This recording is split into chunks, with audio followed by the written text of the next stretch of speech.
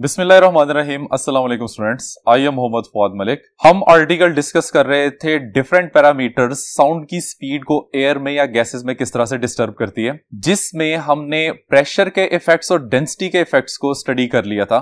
आज हमने temperature variation से स्पीड ऑफ साउंड पे पड़ने वाले इफेक्ट्स को स्टडी करना है। तो आइए देखते हैं।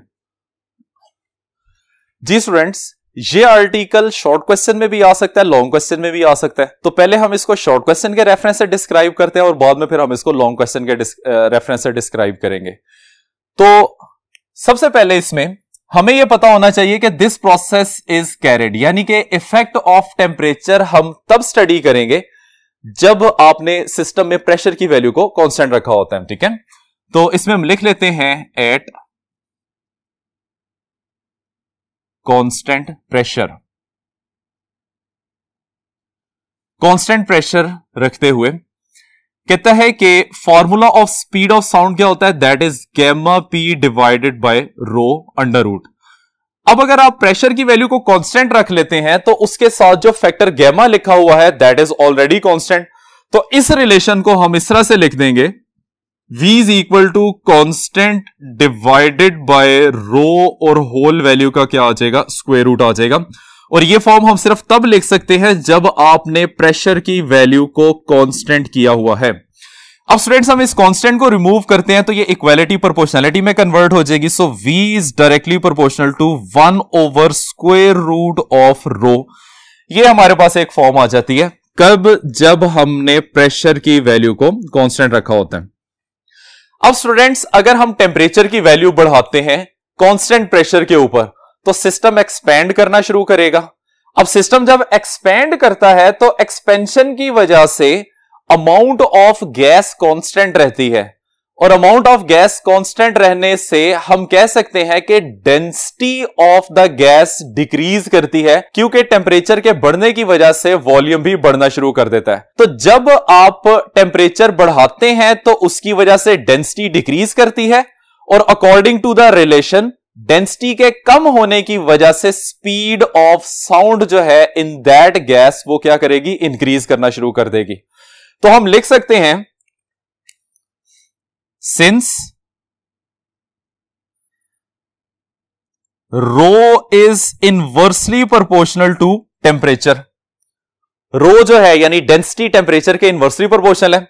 अब ये वैल्यू हम ऊपर वाले फॉर्मूला में प्लेस करते हैं तो ये क्या बन जाएगा, V is directly proportional to 1 over under root of rho की वैल्यू इसमें प्लेस कर देते हैं 1 डिवाइडेड बाय टी।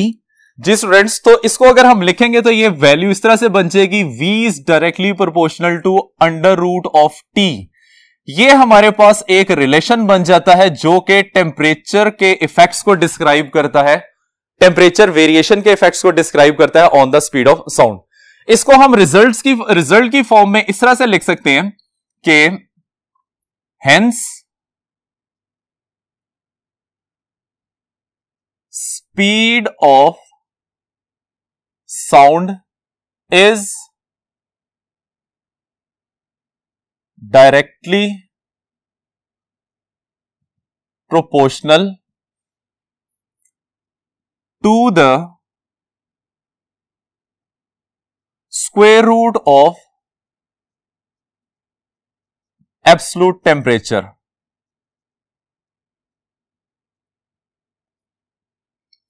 और अगर हम इसको रेशो की फॉर्मूला में डिस्क्राइब करते हैं तो ये इस तरह से बन जाएगा, V1 divided by V2 that is equal to square root of T1 divided by T2। ठीक है, तो ये रेशो वाला रिलेशन भी आप लोगों ने याद रखना है। ठीक है, तो स्टूडेंट्स ये तो शॉर्ट क्वेश्चन की फॉर्म में है कि हमें इसका एक रिजल्ट मिल जाता है कि speed of sound absolute temperature के स्क्वायर रूट के डायरेक्टली प्रोपोर्शनल होती है। अब अगर ये क्वेश्चन लॉन्ग क्वेश्चन की फॉर्म में आ जाए तो उसे हम किस तरह से अटेम्प्ट करेंगे, तो पहले हम इसका क्वेश्चन लिखते हैं और बाद में हम इसको देखते हैं कि ये किस तरह से अटेम्प्ट किया जाएगा। तो स्टूडेंट्स इसका क्वेश्चन बनता है,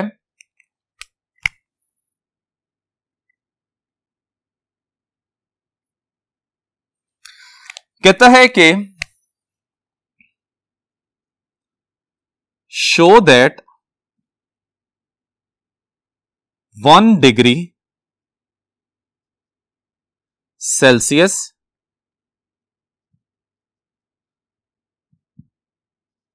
rise in temperature produces approximately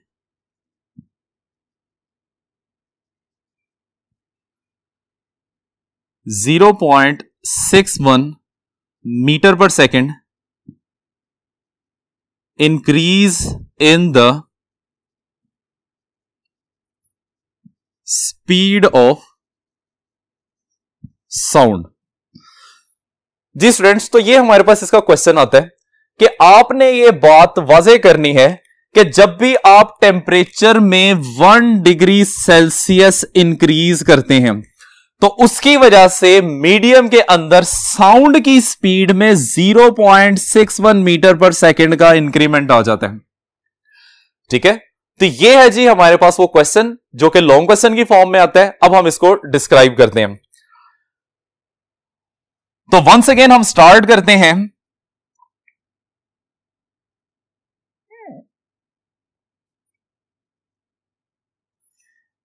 at constant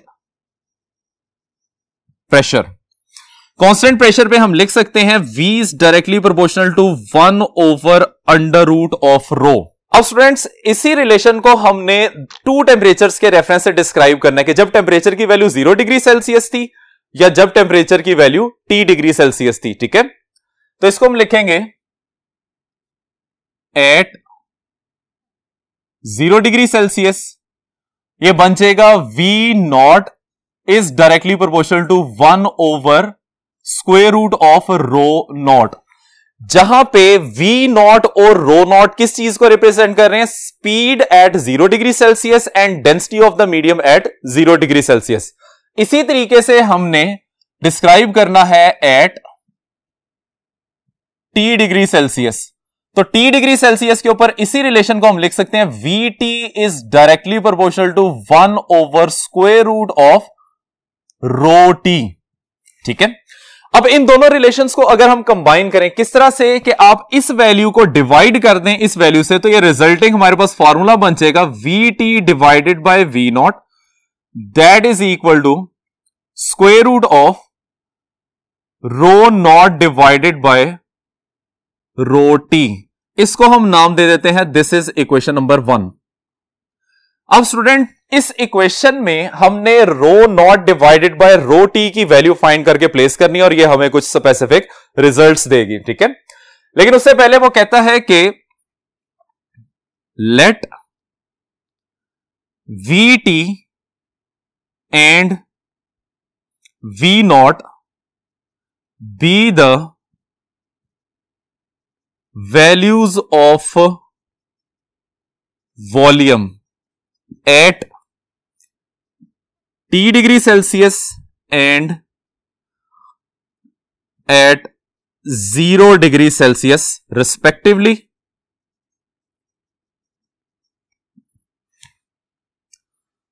so volume expansion relation is given by, इसका रिलेशन होता है जी VT is equal to V not into 1 plus beta times T। ठीक है स्टूडेंट्स, ये हमारे पास इसका रिलेशन आ जाएगा। अब एक बात का आपने लाजमी ख्याल रखना है, क्योंकि यहां पे 2 तरह के V यूज किए जा रहे हैं। तो वॉल्यूम के हम लिए हमेशा हम कैपिटल V यूज करेंगे और वेलोसिटी के लिए हम हमेशा स्मॉल v यूज करेंगे। अब इसमें हमें पता है कि वॉल्यूम की वैल्यू मैस ओवर डेंसिटी के इक्वल होती है।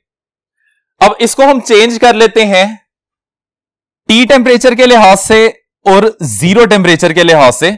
तो ये डायरेक्ट इसमें वैल्यूज पुट करेंगे तो VT की जगह पे आ जाएगा M divided by rho T, equal का sign as it is M divided by rho naught into 1 plus beta times of T. अब स्टूडेंट्स ये जो इसमें फैक्टर लिखा हुआ है बीटा, इसकी गैसेस के लिए एक स्पेसिफिक वैल्यू होती है। Here beta is equal to 1/273। ठीक है, ये वैल्यू इसमें प्लेस करेंगे और साथ में हमें नजर आ रहा है कि ये m की वैल्यू इस m के साथ कैंसिल हो जाएगी। तो ये रिलेशन कुछ इस तरह से बन जाएगा 1/ρt that is equal to 1/ρ0 into 1 plus t divided by 273। अब इसको अरेंज करते हैं तो ये बन जाएगा ρ0 divided by ρt that is equal to 1 plus t divided by 273। अब स्टूडेंट्स जो वैल्यू हमने फाइंड करनी थी ρ0 डिवाइड बाय ρt की, वो यहां पे हमने फाइंड कर ली है और इसको अब आपने प्लेस करना है इक्वेशन नंबर 1 में। सो 1 बिकम्स, ये बन जाएगा Vt divided by V0 that is equal to under root of, जहां पे ρ0 डिवाइड बाय ρt लिखा हुआ है उसकी जगह पे हम ये वाली वैल्यू प्लेस कर देंगे which is 1 plus t divided by 273। ठीक है, इसको भी हम नाम दे देते हैं इक्वेशन नंबर 2 का। अब स्टूडेंट्स इसको हम एलसीएम से सिंप्लीफाई करते हैं तो ये वैल्यू बन जाएगी Vt divided by V0 that is equal to, result इसका आ जाएगा 273 प्लस t डिवाइडेड बाय 273 और होल का आ जाएगा स्क्वायर रूट। ठीक है, अब स्टूडेंट्स इस पे अगर हम गौर करें तो इसको इस तरह से लिखा जा सकता है 273 plus t divided by 273 plus 0 और ये square root as it is आ जाएगा और यहां पे value Vt divide by V0। अब इसको इस तरह से लिखने का मकसद क्या है, हमें पता है कि अगर हम सेल्सियस टेम्परेचर में 273 वैल्यू ऐड कर दे तो सेल्सियस टेम्परेचर केल्विन टेम्परेचर में चेंज हो जाता है। इसी तरीके से अगर मैं 0 डिग्री सेल्सियस में 273 की वैल्यू ऐड कर देता हूं तो यह भी क्या बन जाएगा, केल्विन टेम्परेचर में कन्वर्ट हो जाता है। तो इसको अब मैं आसानी से इस तरह से लिख सकता हूं Vt divide by V0 that is equal to capital T divided by T0 where capital T is representing the temperature in Kelvin। ये वाला टेम्परेचर बन जाएगा सर्टेन टेम्परेचर T के ऊपर और इसको मैं लिख सकता हूं kelvin temperature at 0 degree Celsius, जिसको हमने यहां पे नॉट से रिप्रेजेंट किया हुआ है। और स्टूडेंट्स ये तो वही रिलेशन बन गया है जो कि हम पहले शॉर्ट क्वेश्चन में इसकी रेशो वाली फॉर्म डिस्क्राइब करके हैं। ठीक है, अब आइए नेक्स्ट हमने प्रोसीड करना है from this equation number 2।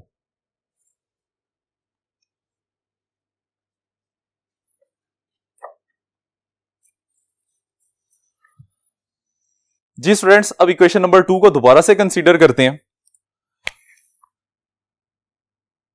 Consider